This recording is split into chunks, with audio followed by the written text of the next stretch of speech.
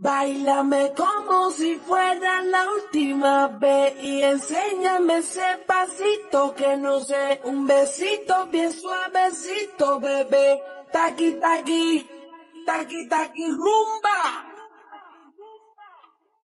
rumba. Kaçınanın elinde makası biçemez, biçemez. Kaçınanın elinde makası biçemez. Evet arkadaşlar, tüm hızıyla bütün hazırlıklarım devam ediyor. Daha Gamze gelecek, o da yolda. Şimdi tıraş, sakal, kaş, bıyık derken bu akşamki gınam altında buraya bırakıyorum. Yoksa benim daha fazla vaktim olmayacak.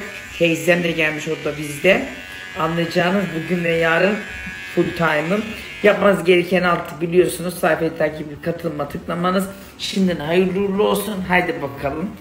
Bugün sonu nerede bitecek bilmiyorum.